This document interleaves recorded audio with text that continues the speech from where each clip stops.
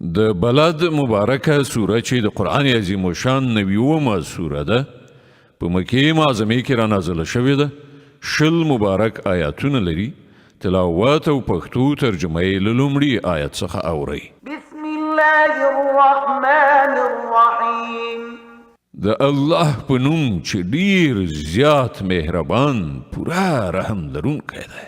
لا اقسم بهذا البلد وأنت حل بهذا البلد ووالد وما ولد لقد خلقنا الإنسان في كبد. نه زه قسم خورم په دې ښار مکه په داسې حال کې چې ای پیغمبر په دې ښار کې اوسېدونکی او قسم خورم پر پلار او د هغه پر اولاد چې له هغه نه پیدا شوی دی. په حقیقت کې موږ انسان پر رنځ او ستونزه کې پیدا کړی دی. أيحسب أن لن يقدر عليه أحد.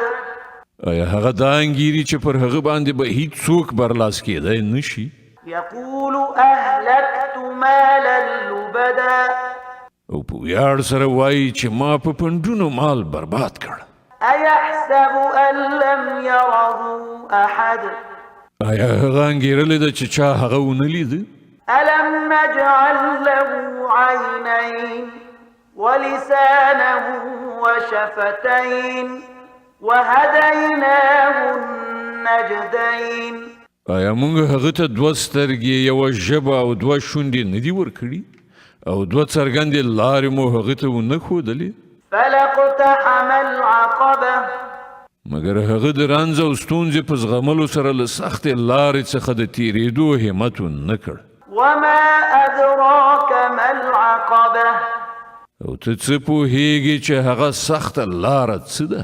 فك رقبة أو إطعام في يوم ذي مسغبة يتيما ذا مقربة أو مسكينا ذا متربة.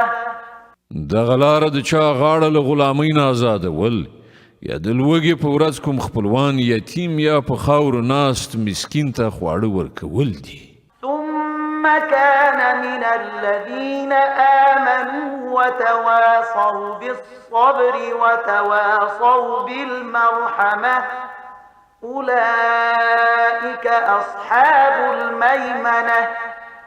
بیا په دې سربیره دا چې انسان د مؤمنانو له ډلې څخه شي او له هغو کسانو نه چې یو بل ته په صبر او د خدای پر مخلوق باندې د رحم ښودنه وکړي دا خلک دي د ښې اړخ خاوندان. والذين كفروا بآياتنا هم أصحاب المشأمة عليهم نار مؤصدة.